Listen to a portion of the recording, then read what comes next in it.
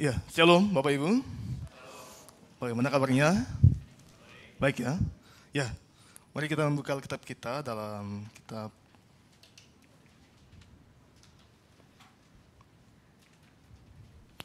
Filipi pasal 2 ayat 19 sampai ayat 30.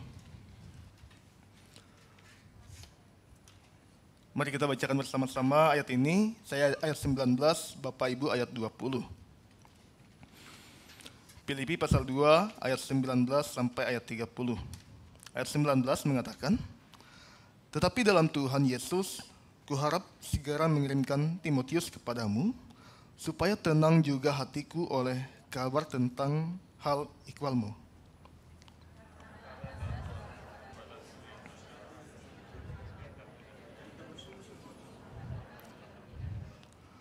Sebab semuanya mencari kepentingannya sendiri, bukan kepentingan Kristus Yesus.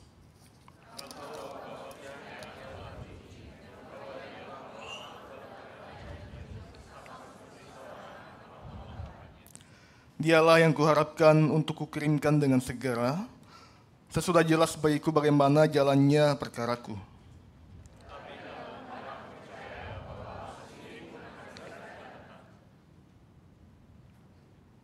Sementara itu kuanggap perlu mengirimkan Epaphroditus kepadamu, yaitu saudaraku dan teman sekerjaku, serta teman seperjuanganku, yang kamu utus untuk melayani aku dalam keperluanku.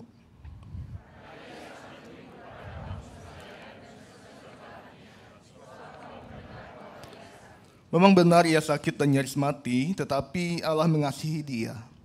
Dan bukan hanya dia saja, melainkan aku juga, supaya duka citaku jangan bertambah-tambah.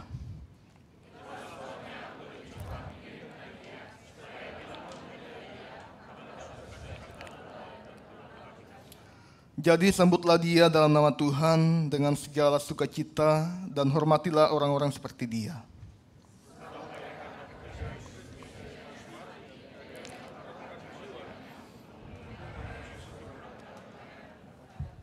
Mari kita berdoa.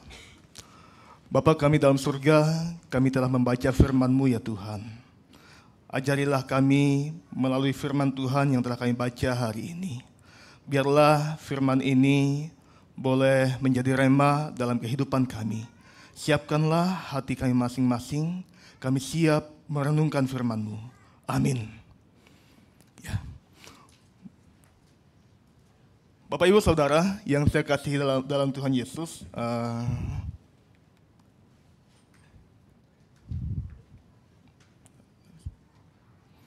tema kita adalah hidup yang memberi diri.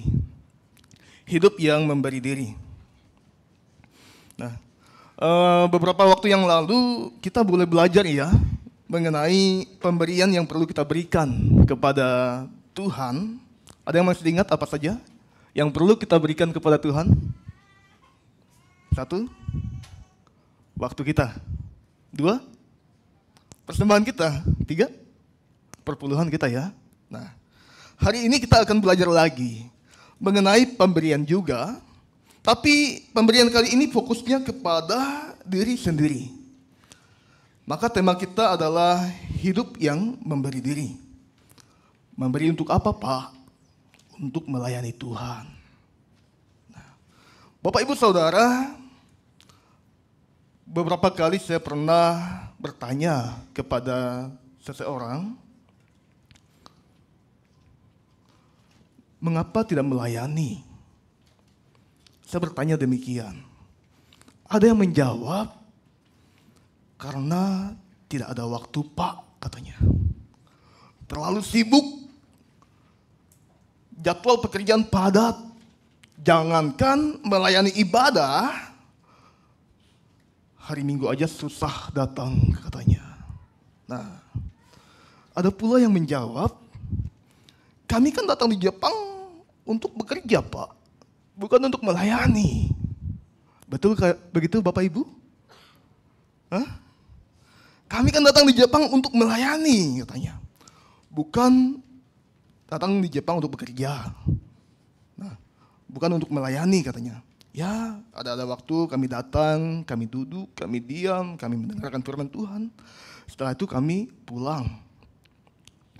Setelah itu juga ada yang menjawab, rasanya tidak layak Pak untuk melayani. Karena seorang yang melayani itu adalah seorang yang suci, dikatakan. Seorang yang kudus, seorang yang tidak berdosa. Sedangkan kami adalah orang yang tidak kudus katanya.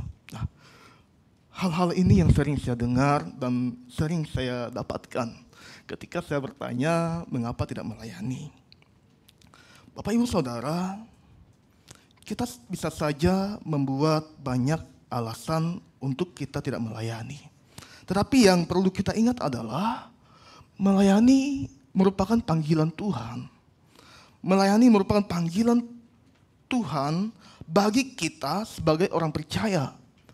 Ini adalah keharusan dan kewajiban kita sebagai orang-orang yang telah diselamatkan oleh Tuhan. Maka perlu kita melayani. Melayani bukan karena kita mau, bukan karena kita mampu, bukan karena kita memiliki skill yang oke, tapi melayani adalah bagian di mana panggilan kita ketika menjadi orang percaya. Maka perlu sekali untuk kita melayani. Melayani adalah bentuk penyembahan kita kepada Tuhan, di mana kita memuliakan Dia melalui setiap pelayanan yang kita lakukan. Harusnya melayani Tuhan menjadi kegiatan kita setiap hari. Sepanjang minggu yang kita lalui, bahkan seumur hidup kita. Nah, melayani bukan kegiatan sampingan di waktu senggang kita. Ada waktu baru mau melayani. Jangan pernah kita menjadikan ini sebagai aktivitas mingguan kita ketika kita melayani.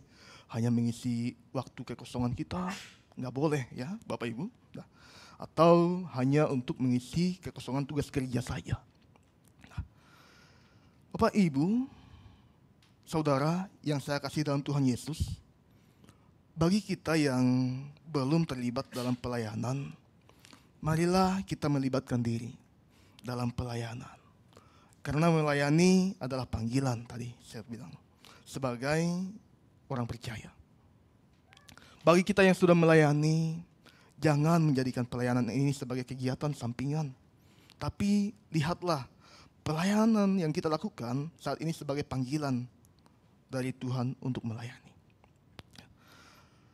Sebagai seorang yang percaya, kita perlu melayani. Nah, seperti teks yang kita baca, seperti halnya dua tokoh yang memberi diri. Mereka memberikan hidupnya untuk melayani Tuhan. Karena mereka telah menyadari akan panggilan mereka sebagai orang Kristen yang telah diselamatkan oleh Tuhan. Siapakah mereka? Yaitu Timotius dan Epaphroditus. Yang sama-sama berjuang saat itu dengan Paulus dalam pelayanannya dan pekabaran Injil. Posisi Paulus saat itu ketika menuliskan surat Filipi berada dalam penjara ya Bapak Ibu. Kemungkinan di Roma. Nah, maka surat Filipi sering disebut sebagai surat penjara. Di penjaranya tidak main-main. Bukan seperti penjara saat ini yang hanya ditahan di jeruji besi saja, tetapi dengan dibelenggu. Nah, syukurlah saat itu ada Epaphroditus. Dia ada bersama-sama dengan Paulus. Saat Paulus dibelenggu dalam penjara, Epaphrodituslah yang melayani, yang membantu dan memenuhi kebutuhan Paulus selama dalam penjara. Dia diutus oleh jemaat Filipi karena jemaat Filipi mengasihi Paulus. Bahkan karena sibuk memikirkan dan melayani Paulus, Epaphroditus dikatakan sakit. Dia hampir mati, tapi Tuhan menyembuhkan dia. Sedangkan Timotius yang masih muda, dia benar-benar memberikan dirinya untuk menjadi pelayan Tuhan. Bisa kita lihat dalam 1 Timotius pasal 4 ayat 12. Yang mengatakan, Jangan seorang pun menganggap engkau rendah karena engkau muda. Nah, Bapak Ibu Saudara, di sini ada kata neotes. Nah, kata neotes ini menunjukkan kepada tingkat usia yang belum matang sebagai pelayan di gereja. Ia masih relatif muda dan tidak diketahui secara pasti berapa usia Timotius saat itu. Tapi kemungkinan di usia 21 kurang lebihnya. Usia Timotius saat itu ketika melayani Tuhan. Nah, ia melayani bersama Paulus dan menggembalakan jemaat. Di usia 21 sebenarnya tidak lazim kalau mengikuti adat istiadat Israel untuk mengajar. Karena ada batasan usia tertentu, seorang dapat mengajar, yaitu sebagai guru agama, tidak boleh kurang dari 30 tahun usianya. Tapi Timotius di usia 21 tahun, dia sudah melayani bersama-sama dengan Paulus. Nah, makanya jika kita lihat, Tuhan Yesus itu baru menonjolkan dirinya, mengajar dan melayani pada usia 30 tahun kan, di atas kan. Nah, usia 21 tahun, kalau kita perhatikan lagi, ini adalah usia transisi dari remaja menuju dewasa yang saya coba lihat. Di usia ini kita akan menjadi seorang yang selalu memikirkan karir, cita-cita, impian ke depan. Setelah itu kita juga mudah emosian. Kita sedikit ditegur ngambek. Nah, tidak mau dengar. Iya, kita ngambek kan? Nah, setelah itu disuruh melayani, jawabnya, malas Pak. Tapi bagaimana dengan Timotius, Bapak Ibu? Timotius sendiri melepaskan apa yang menjadi keinginannya. Melepaskan egonya. Dia memberikan dirinya sebagai seorang yang melayani Tuhan. Maka ketika Paulus dibelenggu dalam penjara, Timotiuslah yang menjadi kaki tangannya untuk melayani beberapa jemaat. Salah satunya Efesus. Dalam 1 Timotius pasal 1 ayat 3. Bisa kita baca di situ. Nah, di situ Paulus menyuruh Timotius untuk tinggal di Efesus. Nah, kata tinggal prosmeno ini menunjukkan kata untuk bersatu bersama-sama dengan jemaat di Efesus. Nah, di sini Timotius akan melayani jemaat di Efesus. Pada saat yang sama, Paulus memerintahkan Timotius untuk menegur dengan keras tentang ajaran-ajaran yang menyimpang di Efesus. Itulah kurang lebih tugas Timotius saat itu ketika Paulus dalam penjara. Tentunya Paulus telah melihat, Paulus telah menilai kedua hambanya ini. Bagaimana kesungguhan mereka melayani, bagaimana mereka memberikan diri sepenuhnya untuk melayani Tuhan. Pada saat yang sama, bagi kita yang telah percaya kepada Tuhan, bagi kita yang telah menerima Yesus sebagai Tuhan dan Juru Selamat dalam hidup kita, maka layaklah kita juga menjadi seorang yang memberikan diri kita untuk melayani Tuhan di bidang apapun. Inilah tema kita, hidup yang memberi diri.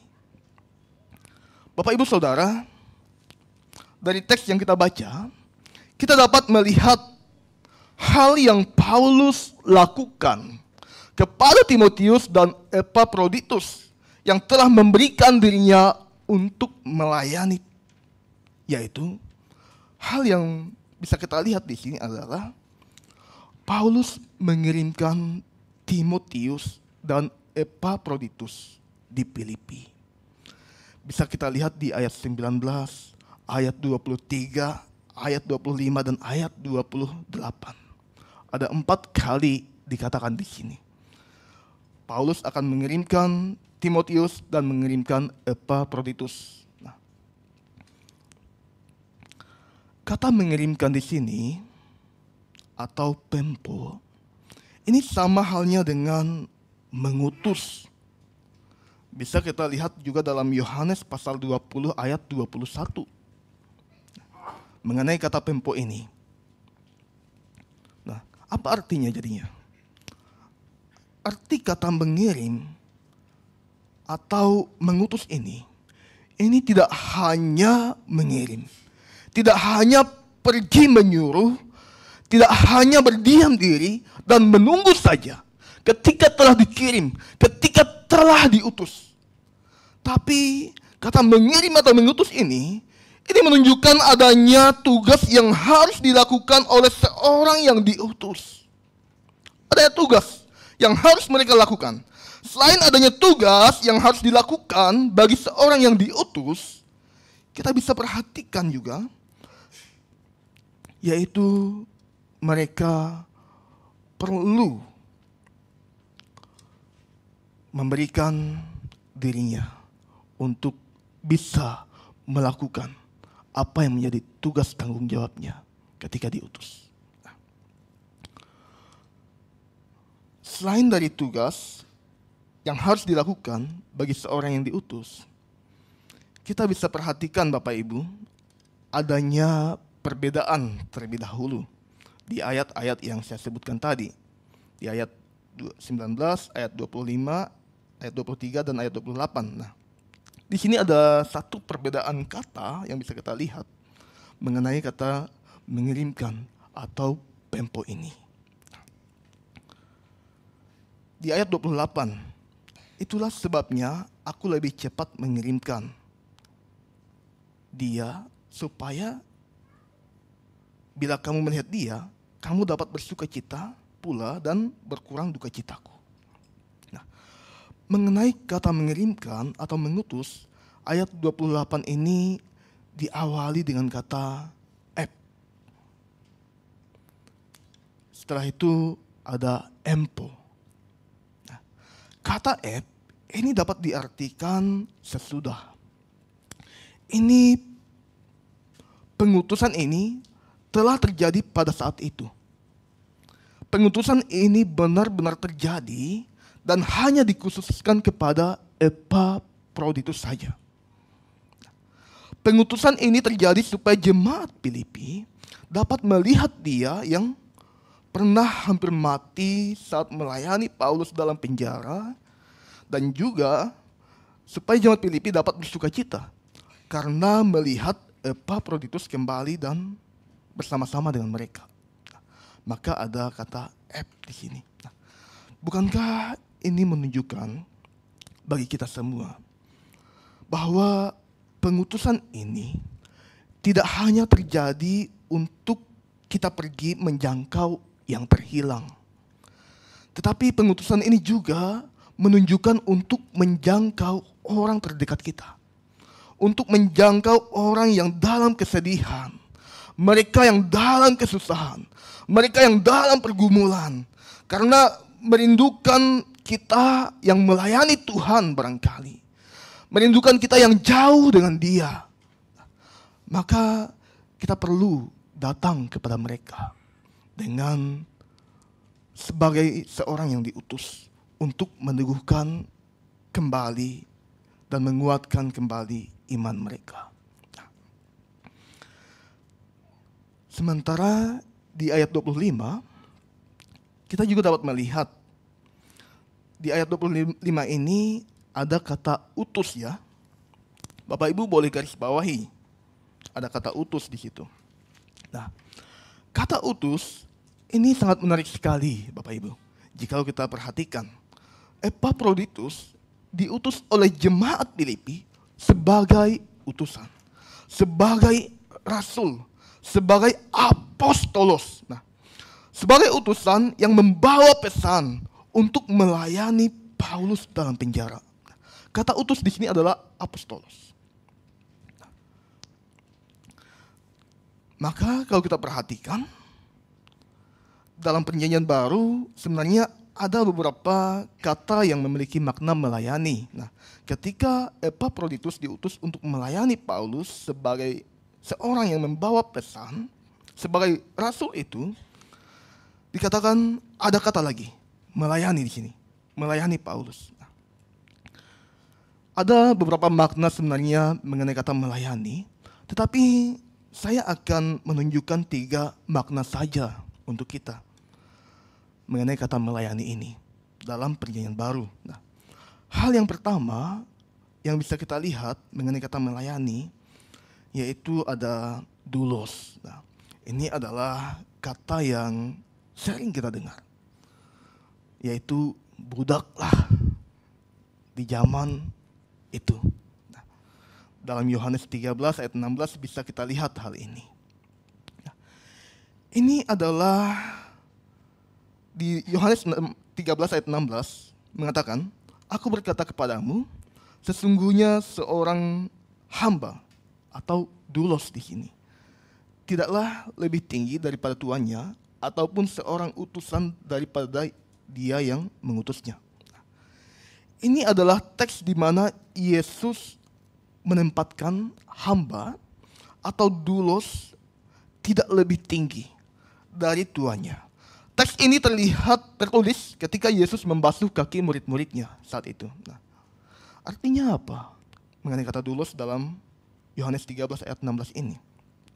Artinya Yesus menunjukkan bahwa keberadaannya adalah untuk melayani, bukan untuk mencari kekuasaan atau kemuliaan.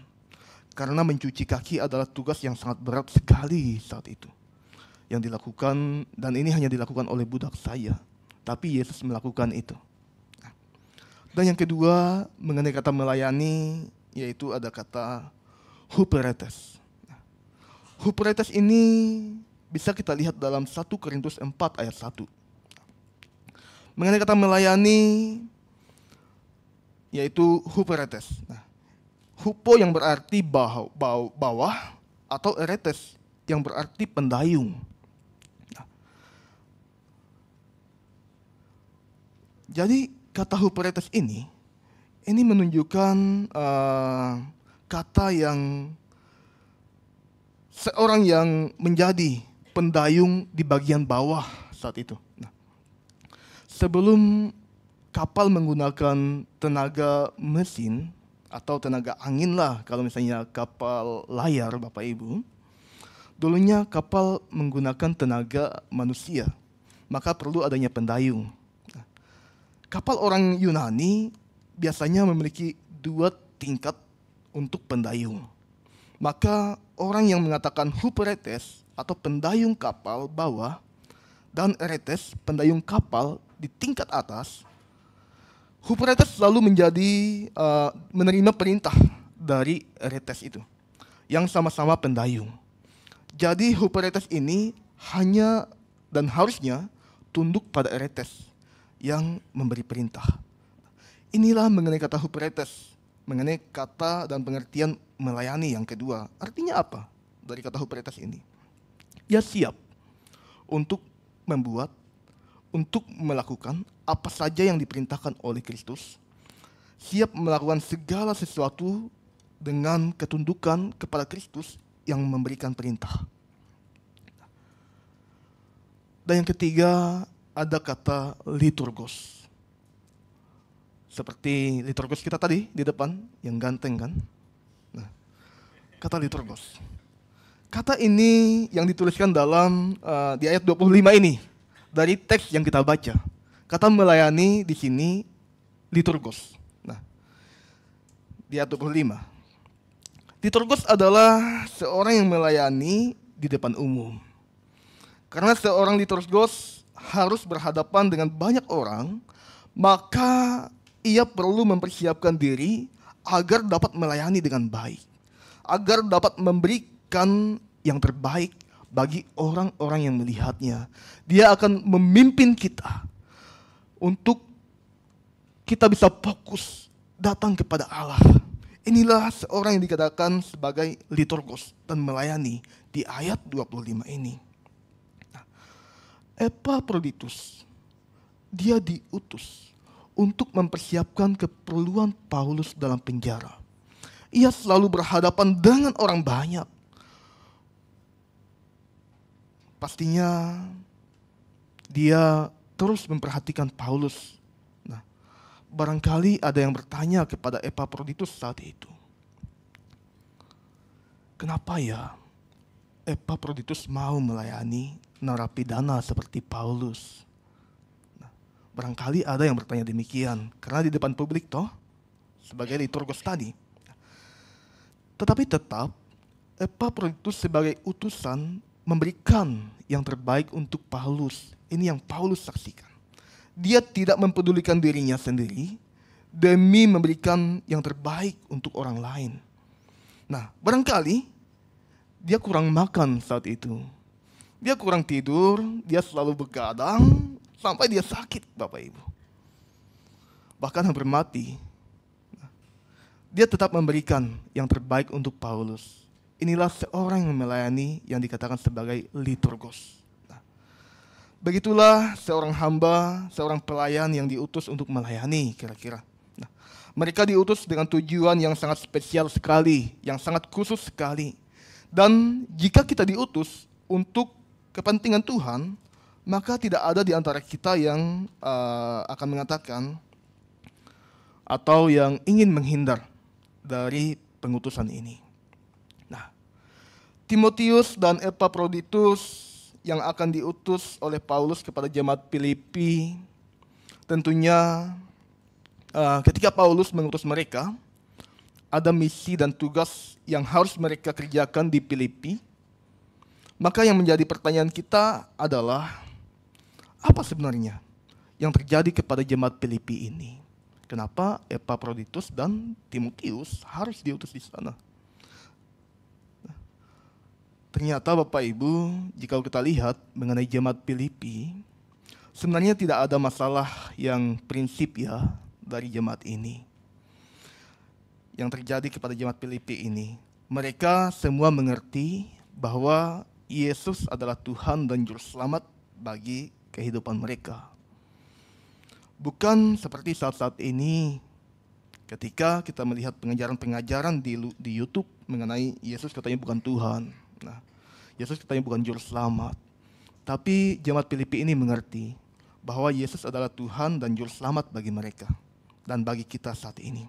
Nah, jemaat Filipi adalah jemaat yang terdidik dalam pengajaran. Jemaat Filipi sama seperti kita yang percaya dan meyakini bahwa Yesus adalah Tuhan dan Juru Selamat. Maka kepada jemaat Filipi ini, Paulus lebih banyak mengajarkan melalui suratnya mengenai hal-hal praktis saja. Tidak secara doktrinal.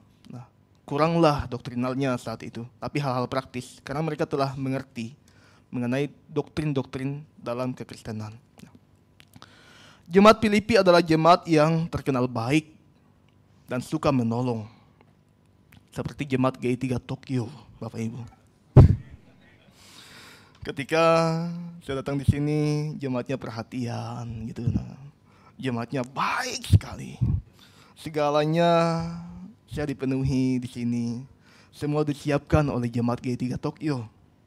Begitulah kurang lebih jemaat Filipi saat itu yang diperhatikan kepada pelayanan dan hamba Tuhan, yang selalu memperhatikan pelayanan hamba Tuhan. Nah, Paulus juga selalu memberikan pujian kepada jemaat Filipi ini. Kata-kata Paulus sangat romantis, Bapak Ibu. Romantis sekali. Jikalau kita gunakan kata masa kini.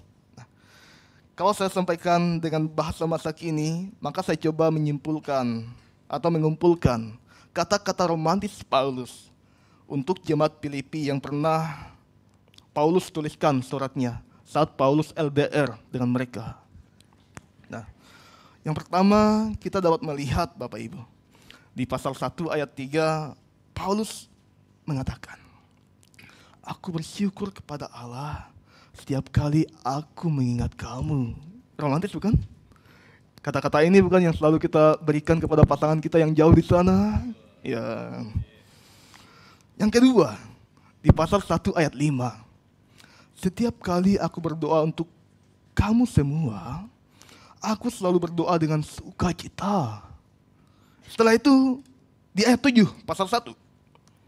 "Sangat wajar sekali aku memikirkan kamu, karena kamu ada dalam hatiku." Di ayat 8. "Sebab aku dengan kasih mesra Kristus Yesus merindukan kamu sekalian." Romantis bukan? Nah, kata-kata ini adalah bentuk kecintaan Paulus kepada jemaat Filipi yang tidak pernah putus-putusnya, yang tidak pernah berhenti berjuang demi berita Injil semakin menyebar di seluruh tempat.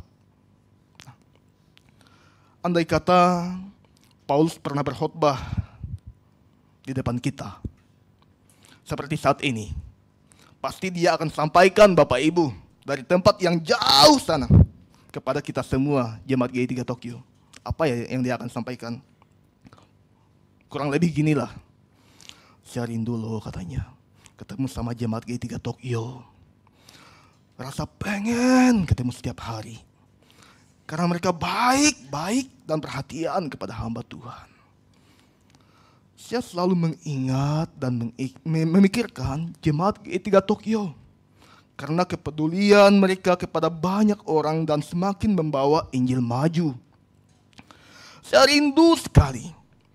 Karena jemaat GI3 Tokyo terlibat dan mendukung pelayanan misionaris yang mengabarkan Injil di garis depan. Jemaat GI3 Tokyo juga rajin bersekutu. Mereka rajin mengikuti pada Jumat. Sekalipun sekarang masih 32 orang atau lebih 30 orang gitu. Nah. Setelah itu mereka juga rajin ikut pada misi yang hanya kurang lebih 20 orang yang sering ikut. Nah. Mereka tahu dan mengerti cara memberi perpuluhan. Secara khusus memberikan persembahan perpuluhan, persembahan misi, persembahan pembangunan gereja. Begitulah kurang lebih yang saya coba rangkum mengenai ungkapan Paulus untuk kita jemaat GI3 Tokyo. Nah, Bapak Ibu Saudara, sekalipun jemaat Filipi yang dikatakan baik tadi, yang dikatakan bagus dan suka menolong ini, ternyata ada juga beberapa dari jemaat Filipi yang menyukai perpecahan. Disinilah masalahnya. Beberapa orang di Filipi dikarakteristikkan dengan kesombongan yang sia-sia dan memiliki ambisi untuk maju sendiri. Mereka egois. Mereka berpikir tinggi tentang diri mereka, melampaui apa yang semestinya mereka pikirkan dan meninggalkan tanggung jawab mereka untuk melayani Tuhan. Gereja Filipi sedang dalam masalah saat itu. Masalahnya adalah perpecahan yang terjadi kepada jemaat ini. Karena Paulus telah mengetahui jemaat Filipi ini orangnya tidak bebal. Mereka mau mendengar ketika ditegur. Sekali tegur pasti mau dengar. Maka Timotiuslah yang diutus oleh Paulus untuk menyelesaikan masalah kepada jemaat Filipi ini. Maka kita lihat Timotius diutus oleh Paulus di sini untuk menyelesaikan masalah-masalah ini. Paulus merindukan kesatuan jemaat Filipi. Paulus akan bersukacita kalau gereja Filipi ini bisa bersatu, bisa sehati sepikir. Bisa dalam satu kasih, bisa dalam satu jiwa, satu tujuan, dan yang tidak mementingkan kepentingannya sendiri. Seharusnya kita juga selalu senang kalau gereja bisa bersatu. Timotius diutus kepada jemaat Filipi dengan tujuan untuk menyelesaikan masalah perpecahan yang terjadi kepada jemaat ini. Dan Epaphroditus diutus untuk kembali kepada jemaat ini karena rasa rindunya kepada jemaat Filipi. Bapak Ibu Saudara, gereja kita, GI3, adalah gereja yang mengutus bagi jemaat yang akan kembali di Indonesia ataupun di tempat lain karena selesai tugas dan tanggung jawabnya di sini.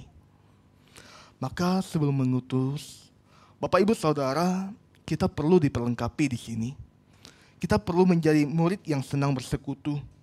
Kita perlu setia melayani. Kita perlu menjadi murid yang cakap bersaksi dan melakukan penjangkauan penginjilan secara lokal, bahkan setia mendukung pelayanan misi. Maka kita perlu memberikan diri kita perlu memberikan hidup kita untuk menjadi murid-murid Kristus yang siap diutus di sini. Dan pastinya ada tugas yang harus kita lakukan ketika kita diutus dari gereja ini. Bisa saja kita diutus untuk menyelesaikan masalah yang terjadi di gereja kita, seperti Timotius.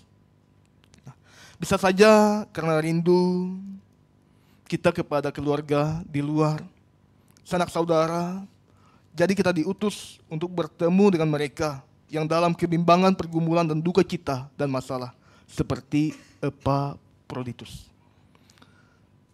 Kita datang di sana untuk menyelesaikan dan menyampaikan apa yang Yesus Kristus berikan bagi kita untuk kita bisa menolong mereka dalam setiap masalah hidup yang dialami oleh mereka di sana. Bagi kita yang sudah bertumbuh dan dewasa rohani, seperti Timotius dan Epaphroditus, dapat diutus oleh Tuhan menjadi pembawa damai, pembawa kebenaran di antara yang bertikai, dan mendorong perubahan maupun pertumbuhan jemaat. Maka persiapkanlah diri kita masing-masing untuk bertumbuh di GI3. Paulus menuliskan kepada jemaat Filipi bagaimana Timotius dan Epaphroditus selama dalam pelayanan. Maka Paulus mengatakan kepada Timotius di ayat 20, 22 bisa kita lihat di sini. Apa yang Paulus katakan ya mengenai Timotius ini? Yang pertama dikatakan, Timotius adalah seorang yang sungguh-sungguh memperhatikan kepentingan jemaat. Yang kedua, Timotius memiliki kesetiaan dan kesetiaannya telah teruji. Dan yang ketiga, Timotius punya pengalaman melayani dengan Paulus. Bisa kita lihat di ayat 22. Nah, kriteria-kriteria inilah yang Paulus sampaikan kepada jemaat Filipi mengenai Timotius yang akan diutusnya. Bapak Ibu Saudara, dapatkah kita membayangkan bagaimana sebenarnya seorang yang benar-benar memberikan dirinya untuk melayani Tuhan dengan sepenuh hatinya? Pastinya akan banyak tetesan air mata, setiap saat, karena harus masuk dalam persiapan, dalam prosesnya Tuhan. Apalagi Timotius, orang muda, dia masih punya banyak kesempatan untuk dia mengembangkan dirinya dalam bidang-bidang lain. Tetapi dia masuk dan memberikan dirinya untuk melayani Tuhan. Ada banyak hal-hal yang dapat membuat kita untuk tidak dapat setia, beralih dari tempat lain, bahkan menyerah dalam pelayanan yang Tuhan percayakan kepada kita. Apalagi dengan banyaknya ujian, apalagi dengan banyaknya tantangan yang harus kita hadapi. Harus membagi waktu ini dan itu, harus fokus bekerja dan harus menghadapi tekanan di tempat pekerjaan. Karena pengalaman melayani lah yang akhirnya membuat Timotius tangguh. Dan dia sungguh-sungguh memberikan dirinya sebagai utusan itu. Dia siap menghadapi pergumulan-pergumulan dalam hidupnya. Tantangan-tantangan dalam hidupnya. Dia melepaskan kenyamanannya demi pelayanan Tuhan. Barangkali ada di antara kita yang menyampaikan dalam hati masing-masing, Pak, saya akan di sini untuk bekerja. Setelah pulang ya sudahlah Pak. Tidak perlu lagi ada pengutusan-pengutusan di sini. Saya juga tidak siap untuk diutus untuk melakukan tugas berat ini. Bapak Ibu Saudara, sebenarnya Tuhan tidak membutuhkan kita untuk mengambil bagian dalam misinya. Tuhan dapat mengerjakannya sendiri, tanpa campur tangan ataupun keterlibatan kita untuk melaksanakan tugasnya.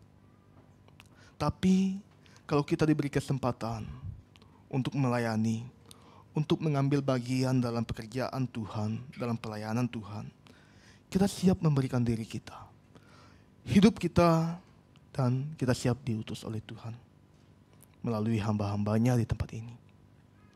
Seharusnya kita memandang ini sebagai berkat yang Tuhan berikan.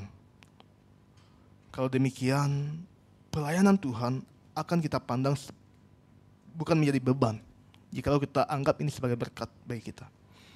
Nah, kalaupun ada yang menyampaikan ini adalah tugas hamba Tuhan untuk melayani, maka hamba Tuhanlah yang seharusnya diutus dimanapun untuk melayani, tanpa harus melibatkan jemaat. Maka yang menjadi pertanyaan kita, bagaimana dengan Epaphroditus? Dia bukan seorang teolog. Dia bukan seorang teolog. Dia tidak pernah belajar teologi. Dia hanya jemaat saja di Filipi.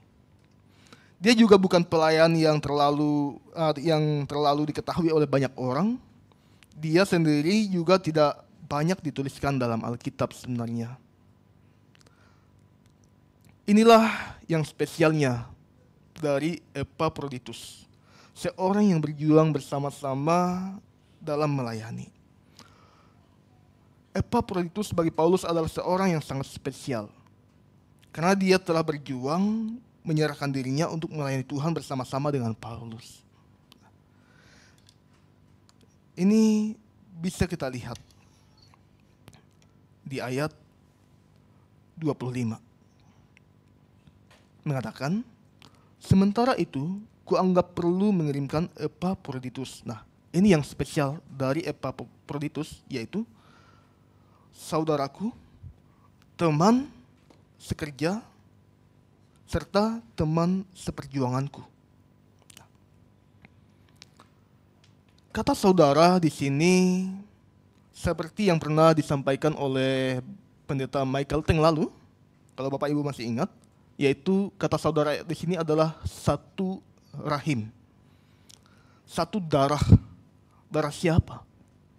Melalui darah Yesus Kristus yang telah tercurah itu, kita disatukan oleh Tuhan.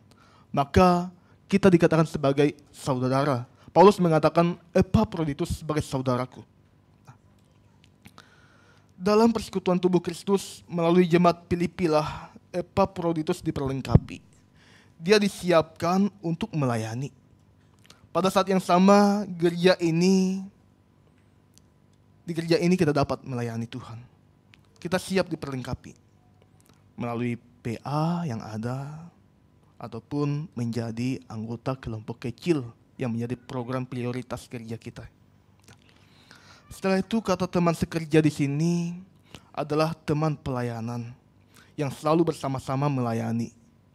Dan teman seperjuangan yang dikatakan di ayat 25 menunjukkan kehidupan yang bersama-sama dalam tantangan yang harus dihadapi, dialami, di mana mereka harus berjuang dalam masalah. Mereka harus bersama-sama menyelesaikan dan menghadapi masalah yang ada.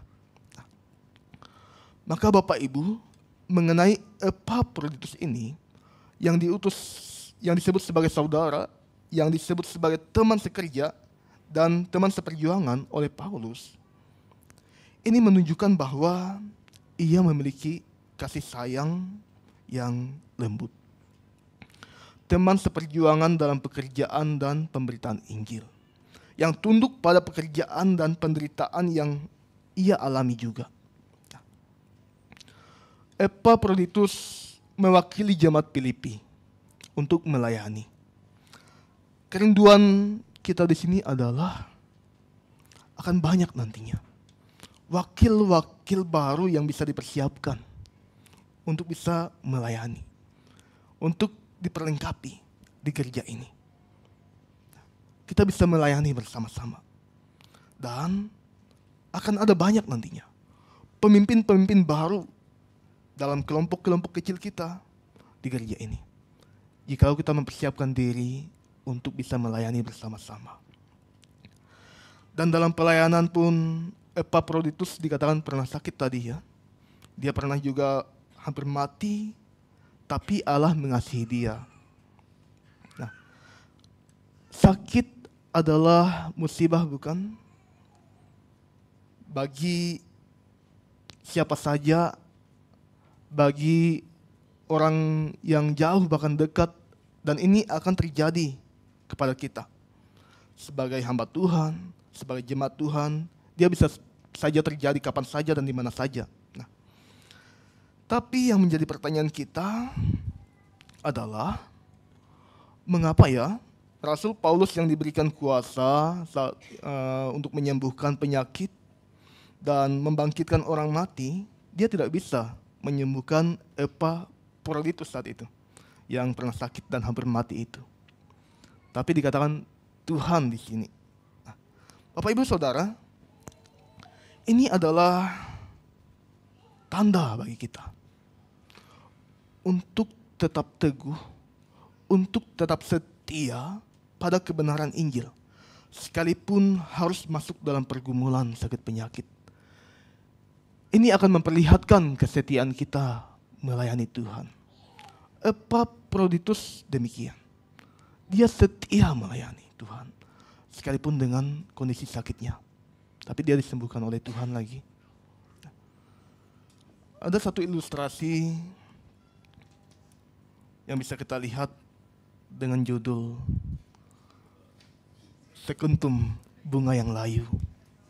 Mungkin Bapak Ibu pernah membaca ini.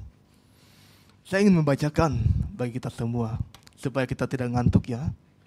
Nah, jadi judul ilustrasi kita adalah Sekuntum Bunga yang Layu.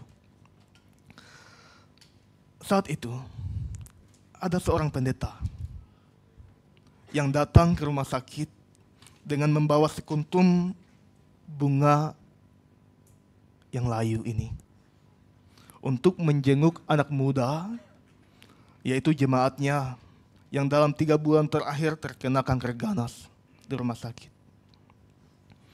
Ketika pendeta datang, pemuda ini senang melihatnya karena boleh berkunjung dan menghibur pemuda ini yang sakit ini. Yang dulunya pemuda ini macho, dia kuat, dia kekar, dia ganteng Bapak Ibu. Dia punya talenta.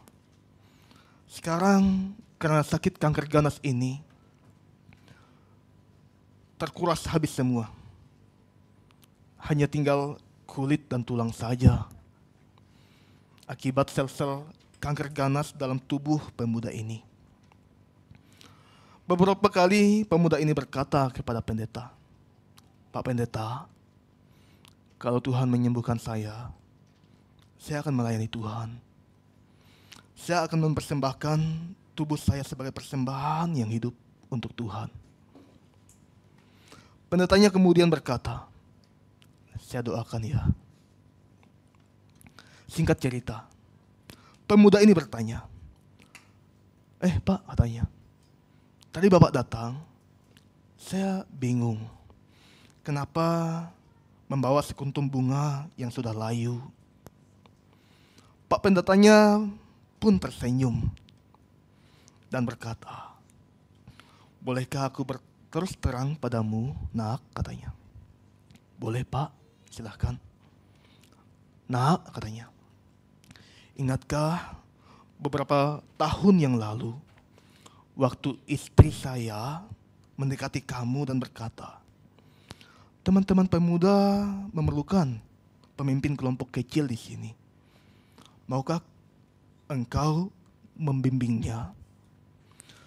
Kemudian engkau menjawab ketika itu, 'Waduh Pak, waduh Bu, saya masih sibuk dengan kuliah saya.'" Ini jawabannya kepada ibu pendeta ini. Setelah itu, Pak pendeta ini katakan lagi, "Ingatkah engkau, 1/2 tahun yang lalu, aku datang kepadamu. Bermain musiklah di gereja. Tapi kamu menjawab, 'Maaf, sekarang saya sedang bekerja.' Engkau selalu menolak bukan?" Pak pendeta ini katakan demikian. "Tapi setelah engkau kena kanker, beberapa kali aku datang.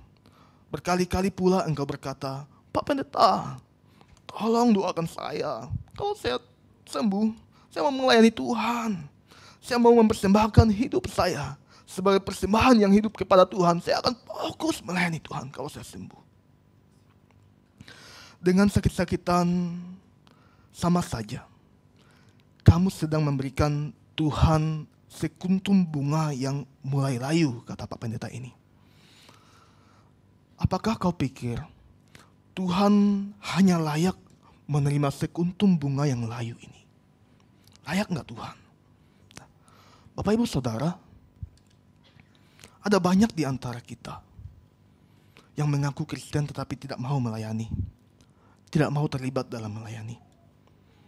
Kita selalu berjanji kepada Tuhan, apabila Tuhan menyembuhkan, apabila kita disembuhkan oleh Tuhan, kita mau jadi pelayan Tuhan. Kita mau mempersembahkan waktu dan hidup kita untuk melayani Tuhan. Tapi bukankah kita sedang memberikan sekuntum bunga yang layu, yaitu tubuh yang sisa bagi Tuhan? Seperti Tuhan itu kita katakan pengamen di tengah jalan, yang harus diberikan sisa-sisa, yang dari sisa hidup kita saja. Layakkah dia diberi sisa tubuh dan waktu kita saja yang terbatas? Di masa-masa ketika kita muda, hidup berkelimpahan, di mana ini barangkali menjadi kesibukan dan ambisi, bisnis, keluarga, keinginan diri sendiri. Ketika kita diminta dan ada kesempatan untuk melayani dia, kita selalu punya alasan, Bapak Ibu. Punya jawaban, tidak ada waktu, sibuk, tidak layak. Kadang di sini tujuannya untuk bekerja. Bapak Ibu Saudara, jangan pernah bilang atau berpaling untuk melayani Tuhan. Karena kesempatan melayani tidak datang 2 kali. Kita tidak tahu hari esok bagaimana. Bisa saja kita jatuh sakit. Bisa saja kita koma, tidak sadarkan diri, dan mati. Maka kita perlu ingat hal ini. Selagi napas kita masih oke, selagi tubuh kita masih kekar untuk melayani, terlibatlah dalam melayani Tuhan. Kita perlu ingat, karena Tuhan yang mempercayakan pelayanan ini.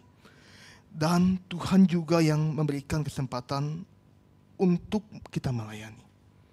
Maka ini akan menyangkut kepentingan Tuhan, bukan kepentingan kita sendiri.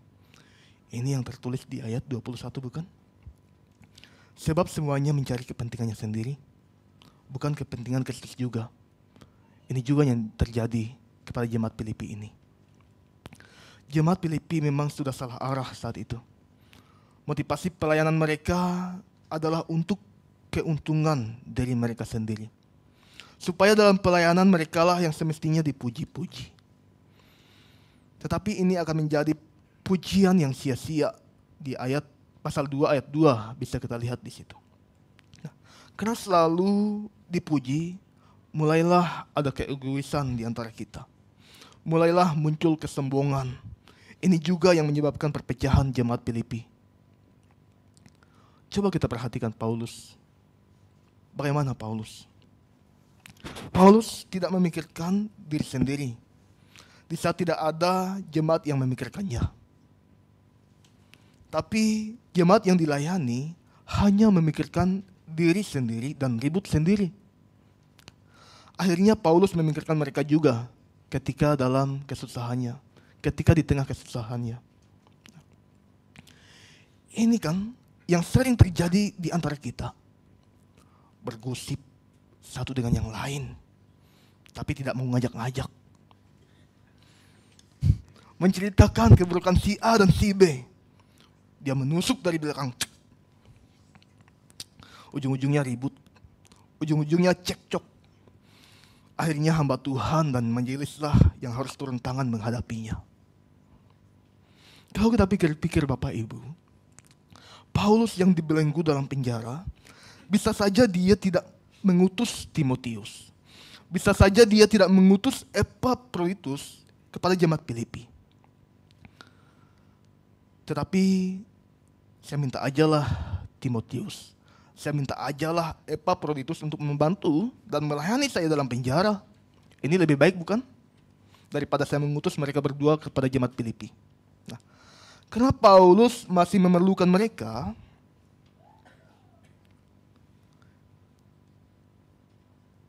karena Paulus juga masih merindukan mereka untuk bersama-sama dalam pelayanan. Nah, tapi kenyataannya Paulus mengutus mereka untuk melayani demi kepentingan Kristus Yesus. Inilah Paulus. Dia seorang teladan yang tidak mencari kepentingannya sendiri. Tapi ia menyadari dengan mengutus Timotius dan Epaphroditus, ini adalah keputusan yang benar. Ini adalah untuk kepentingan Tuhan. Begitu juga dengan Epaphroditus. Di ayat 30 bisa kita baca. Sebab oleh karena pekerjaan Kristus, ia nyaris mati. Dan ia mempertaruhkan jiwanya untuk memenuhi apa yang masih kurang dalam pelayananmu kepadaku. Di ayat 30 ini, Epaphroditus dengan memenuhi keperluan Paulus dalam penjara, bahkan ia mempertaruhkan jiwanya karena sakit dan hampir mati. Semua dilakukannya untuk pekerjaan Tuhan. Semua diperbuatnya karena untuk kepentingan Kristus. Bapak Ibu Saudara, semua program yang dibuat oleh gereja kita di sini adalah untuk kepentingan Kristus, bukan untuk kepentingan hamba Tuhan, pendeta dan majelis, tapi untuk kepentingan Kristus ketika kita melayani. Agar karya keselamatannya yang telah ia berikan untuk kita terus kita serukan kepada orang-orang yang belum percaya kepada Tuhan. Begitu juga dengan kita yang memberikan hidup kita dan diri kita untuk melayani. Semua kita lakukan untuk kepentingan Kristus. Di dalamnya kita dapat memuliakan Dia, menyembah Dia. Di dalamnya kita dapat menjadi murid Kristus yang diperlengkapi untuk menjangkau yang terhilang itu. Nah, inilah bagian dari teks firman Tuhan yang boleh kita renungkan bersama-sama. Maka kita bisa melihat kesimpulannya Bapak Ibu. Kesimpulan yang pertama, mari kita memberikan hidup kita untuk melayani Tuhan. Tidak untuk kepentingan diri sendiri. Kesimpulan yang kedua, mari kita mempersiapkan diri kita untuk masuk diperlengkapi dan menjadi utusannya. Biarlah bagian ini boleh memberkati kita dan kita boleh diteguhkan oleh Tuhan dan kita mau memberikan hidup kita melayani Tuhan. Jikalau Bapak Ibu sering dengar satu lagu, hidup ini adalah kesempatan, dengarlah lagu itu. Ya, mari kita bersatu dalam doa. Bapa kami dalam surga, kami bersyukur ya Tuhan untuk firman-Mu yang boleh mengingatkan kami, untuk kami bisa memberikan hidup kami untuk Tuhan. Firman-Mu juga yang boleh meneguhkan kami, untuk kami bisa bersama-sama melayani Tuhan demi kepentingan Tuhan, bukan untuk keegoisan kami, bukan untuk kepentingan kami, tetapi untuk kepentingan Tuhan. Tuhan, materaikanlah firman ini dalam hidup kami. Kami rindu ya Tuhan, kami boleh memberikan hati kami, hidup kami untuk melayani Tuhan. Baik kami yang belum pernah melayani Tuhan, ajarlah kami untuk memberikan hidup kami sepenuhnya, sehingga kami mau melayani Tuhan. Terima kasih ya Tuhan untuk firman-Mu yang boleh kami renungkan saat ini. Hamba-Mu telah berhenti berkata-kata dengan keterbatasan. Tapi biarlah Roh Kudus boleh menolong kami, terus berkata-kata dalam hati kami, sehingga firman ini terus menggelisahkan hidup kami, dan kami ingin melakukannya dalam kehidupan kami hari lepas hari. Saat ini kami menyerahkan setiap seruan doa syafaat kami kepadamu ya Tuhan. Kami bersyukur untuk anak-anak-Mu yang boleh Tuhan tambahkan dalam ulang tahun mereka selama 1 minggu ini. Mereka boleh tambahkan 1 usia. Biarlah dalam kasih Tuhan, Tuhan boleh memberkati untuk saudari Akiko, saudari Eudia, Sepanya, Theo, Stewart, Mas Yuki, saudara Andreas, dan untuk saudara Jeremia, dan semua jemaat yang boleh berulang tahun. Biarlah dalam kasih Tuhan, Tuhan boleh menolong mereka, terus meneguhkan mereka, dan biarlah mereka semakin hari semakin bertumbuh dalam Tuhan dan takut akan Tuhan. Terima kasih Bapa. Kami serahkan mereka sepenuhnya kepadamu. Dan kami menaikkan doa kami secara khusus untuk jemaat kami yang sakit. Ada Bapak Agustinus Chandra dan pemulihan Ibu Ellen. Tuhan terus boleh tolong selalu. Tuhan boleh pulihkan mereka yang sakit. Dan yang dalam pemulihan Tuhan juga boleh sembuhkan. Yang mengandung ada Ibu Iren, Ibu Anita, dan Ibu Natasha. Tuhan tolonglah mereka.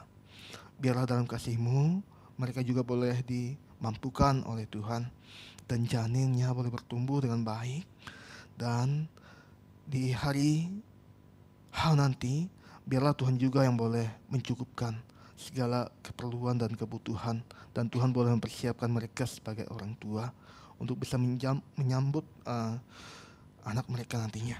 Terima kasih Bapak. Saat ini kami serahkan kepada Tuhan juga untuk dunia pasca gempa bumi di Turki, Suria, krisis Rusia, Ukraina, wabah kusta di Amerika Serikat, maupun juga untuk pemulihan pasca kebakaran di Pulau Maui, gempa Maroko, dan juga untuk pemulihan pasca banjir di Libya. Kami serahkan padamu. Tuhan, tolonglah setiap masalah-masalah yang terjadi ini. Tuhan, selesaikanlah masalah-masalah yang terjadi ini. Biarlah dalam kasih Tuhan, Tuhan yang boleh terus menguatkan anak-anak-Mu, orang-orang percaya yang dalam masalah, yang dalam kesulitan. Tuhan boleh meneguhkan mereka, menguatkan mereka, dan boleh menjadi saksi bagi Tuhan. Terima kasih Bapa, terima kasih ya Tuhan. Kami mengakhiri doa-doa kami ini dengan doa yang boleh Tuhan ajarkan bagi kami sekalian. Bapa kami yang di surga, dikuduskan nama-Mu, datanglah kerjaan-Mu, jadilah kehendak-Mu di bumi seperti di surga. Berikan kepada hari ini makanan kami yang secukupnya, dan ampunilah kami akan kesalahan kami, seperti kami juga mengampuni orang. Janganlah membawa kami ke dalam pencobaan, tetapi lepaskanlah kami dari yang jahat. Karena Engkau yang punya kerjaan dan kuasa dan kemuliaan sampai selama-lamanya.